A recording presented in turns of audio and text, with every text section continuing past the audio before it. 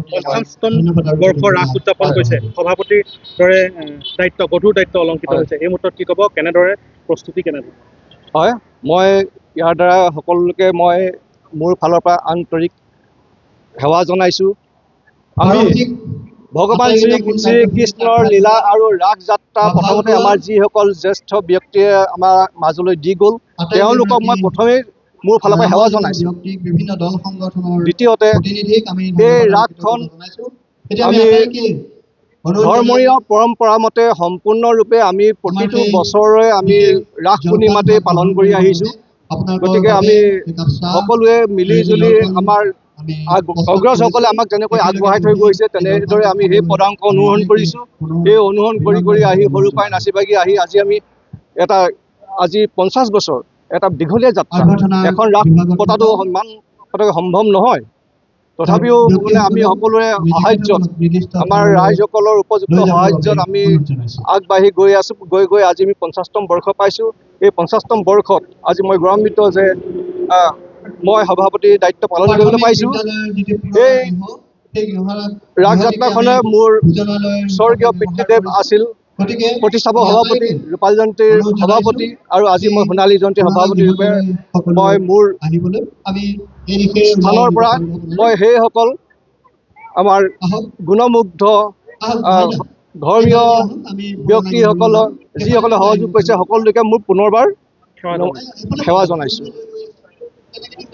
বাহিৰত ৰাস উদযাপন এক বিৰল আৰু যিহেতু 50তম বৰ্ষ গৈ উঠিছে বামুণ গাঁৱৰ ৰাসে এই মুহূৰ্তত কেনেদৰে প্ৰস্তুতি কেনেধৰণৰ আৰু কেনেধৰণে আয়োজন কৰিছে গোটেই কথা আমাৰ গোলাঘাটৰ পূব প্ৰান্তত অৱস্থিত শ্ৰী শ্ৰী শংকৰদেৱ কলাকৃষ্টি চৰ্চা মণ্ডল এটা ঐতিহাসিক ক্ষেত্ৰ ই কলাধামলৈ পৰিণত হৈছে আৰু 1976 চনতে বামুণ গাঁৱৰ এলেঙি সত্ৰৰ সত্ৰাধিকাৰ প্ৰয়াত নোমল চন্দ্ৰ মহন্তদেৱৰ আশাসুধীয়া প্ৰচেষ্টাত আৰু আমাৰ গাঁৱৰ স্বনামধন্য কলাত্মক ব্যক্তিসকলৰ প্ৰচেষ্টাত এই স্থানতে আমাৰ ভগৱান শ্ৰী শ্ৰী কৃষ্ণ লীলাই প্ৰথমতে পাতনি মেলে তাৰ পৰাই বছৰ ধৰি আহি এইবাৰ আমাৰ 50তম বৰ্ষত ভৰি দিছেহি আমাৰ এই অনুষ্ঠান অহাৰ লগে লগে কি হয় গাঁৱত এটা উখল মাখল পৰিৱেশৰ সৃষ্টি হয় আৰু এই অনুষ্ঠান পাতি পেলাই আমি গাঁৱৰবাসী মানে ইয়াত জড়িত হৈ আছোঁ আৰু লগতে কি হয় এই ৰাসখনে আমাক সকলোকে কিবা এটা দিছে গতিকে ইয়াৰ পৰা বহুত সৃষ্টি হৈছে শংকৰজ্যোতি এতিয়া ৰাজখোৱা এতিয়া অসমৰ এজন প্ৰখ্যাত অভিনেতা হ'ল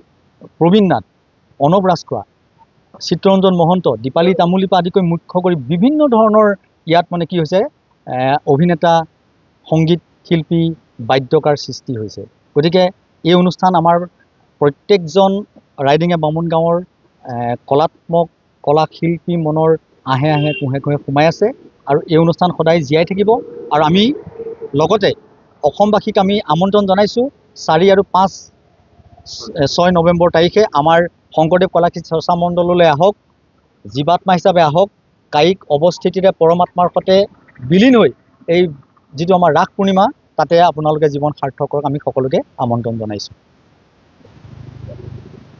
মই আচলতে কি হয় মই সাংস্কৃতিক ডিপাৰ্টমেণ্টটো বহুত বছৰ চলাই আছোঁ মই যে ক'লোঁ এতিয়া আমাৰ ইয়াত বহুতো কংস ওলাই গৈছে ইতিমধ্যে আমি আমন্ত্ৰিত কংস ইয়াত মানে অভিনয় কৰিছে কংসৰ ডাইলগবিলাক যথেষ্ট মানে গুৰু গাম্ভীৰ্য ডাইলগ এটা এনেকুৱা ধৰণৰ যে ধীৰে ধীৰে আহা বসুদেৱ আহা মোৰ স্নেহৰ ভগিনী দৈৱকী সন্মুখত আছে সুসজ্জিত লত দুয়োটিকে লৈ যাম যদু পুৰি লৈ 50 বছৰীয়া এই যাত্ৰাৰ 50খন পতাকাৰ লগতে আমাৰ মূল পতাকা এয়া হেমচন্দ্ৰ ৰাজখোৱা ডাঙৰীয়াই সাজু হৈছে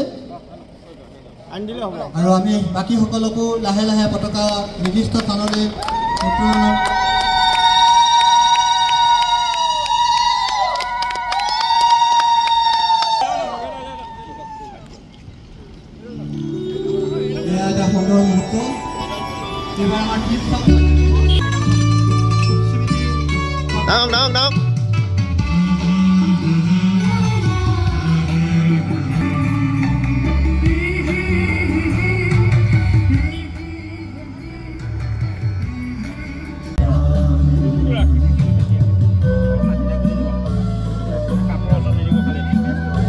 Nào. ৰাস উদযাপন 50তম বৰ্ষ পূৰ্তিলে ৰাইডিঙীয়া বামুণগাঁও ৰংগমঞ্চত উদযাপিত হোৱা ৰাস মহোৎসৱ।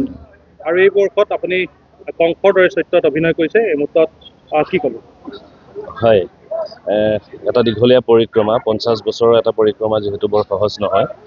সমগ্ৰ ৰাইজৰ অঞ্চলৰ যি সঁহাৰি তাৰে পৰিক্ৰমাত এইটো এটা আজি দিন দেখিবলৈ পাইছোঁ। 50 বছৰ গৰকিছে শ্ৰী শ্ৰী চৰ্চা মণ্ডলৰ এই ৰাসক্ৰিয়া। ইয়াতে এইবাৰ নিজকে খুব ধন্য মানিছোঁ, যিহেতু থিয়েটাৰতো যোৱা হোৱা নাই এইবাৰ। তো ইয়াতে মোক এটা চৰিত্ৰ কংসৰ কৰিবলৈ ক'লে। আগতেও ইয়াতে কৰিছিলোঁ, ইয়াৰ পৰাই আমি আগবাঢ়ি গৈছিলোঁ। তো কৰি ইয়াতে ভাল লাগিছে, এনেকুৱা এটা অনুষ্ঠানৰ লগত জড়িত হ'বলৈ পাই।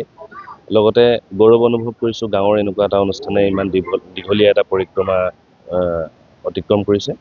আৰু ইয়াতে বিভিন্নজন আহি জড়িত হৈছেহি। আমাৰ এতিয়া দৈৱকী পাঠ কৰিবৰ কাৰণে আহি আছে ৰিম্পী দাস, লগতে কমল লোচনেও ভাগ ল'বহি। তো সকলোকে লগ পাই ইয়াতে খুব ভাল এটা সুন্দৰ অনুভৱ। ৰাস বুলি ক'লে যিহেতু কংসৰ চৰিত্ৰ, এটা সংলাপ শুনিলে আধৰুৱা হৈ যাব। তাকে এতিয়া কৰি আছোঁ, কেইবাদিনো যিহেতু কৰা নাছিলোঁ। তো এইবাৰ বহুত বছৰৰ পিছত কংসৰ চৰিত্ৰটো কৰিবলৈ লৈছোঁ। কিবা হয় নাজানো, তথাপিতো অলপ ভয় ভাৱ হৈ আছে। এটা ডায়লগ বাৰু কৈ দিওঁ। সুন্দৰ সুন্দৰ আজিৰ এই পুৱাৰ পৰিৱেশ, উদিত সূৰ্যৰ সোণালী কিৰণ আৰু নিৰ্মল আকাশ, চৌদিশে মৃদু সমীৰণ আৰু নৱ মিলনৰ এই সুগন্ধি সুবাস। ধীৰে ধীৰে আহা বসুদেৱ, আহা মোৰ স্নেহৰ ভগিনী দৈৱকী। স্বৰ্ণ সুসজ্জিত ৰথ আছে সন্মুখত, নোহে যুৱৰাজ কংস আজি, মাথো সাৰথি ৰূপে লৈ যাম দুইটোকে তব যদুপুৰীলৈ। এনেকুৱা ধৰণৰ আমাৰ ডায়লগছখিনি আছে। আৰু লগতে এই ৰাসখনৰ ডায়লগখিনি এনেকুৱা ধৰণৰ মানে অমিতাক্ষৰ চন্দ্ৰ মিলোৱা আছে। বহুত অসমত মই বহুত এনেকুৱা নাটক দেখিছোঁ, কিন্তু বিশেষকৈ এই নাটকখনৰ এটা যদি শব্দ ইফাল সিফাল হৈ যায়, যিহেতু ইয়াতে 50 বছৰে মানুহে ৰাস চায়েই আছে, তো সেইকাৰণে লগালগ মানে গমেই পাই যায়। আৰু অমিতাক্ষৰ চন্দ্ৰ যিহেতু, সেইকাৰণে ইয়াতে প্ৰত্যেকটো ডায়লগ কওঁতে অকণমান সাৱধানতা অৱলম্বন কৰিবলগীয়া হয়, আৰু সেইবাবেই বেছিকৈ ভয় মানে। সত্ৰৰ বাহিৰত 50তম বৰ্ষৰ ৰাস উদযাপন কৰিছে, সম্পাদকৰ দৰে গধুৰ দায়িত্ব আপুনি পালন কৰি আছে। এই মুহূৰ্তত কেনেদৰে প্ৰস্তুতি, কেনেধৰণৰ কাৰ্যসূচী লোৱা হৈছে? গোলাঘাট কমাৰবন্ধা এইটো এটা প্ৰসিদ্ধ অঞ্চল, আৰু এই প্ৰসিদ্ধ অঞ্চলৰে অন্যতম সাংস্কৃতিক সামাজিক অনুষ্ঠান শ্ৰী শ্ৰী শংকৰদেৱ কলাকৃষ্টি চৰ্চা মণ্ডল। চৰ্চা মণ্ডলৰ উদ্যোগত বিগত 49 বছৰে পালন কৰা হৈ আছিলে ৰাস উৎসৱ।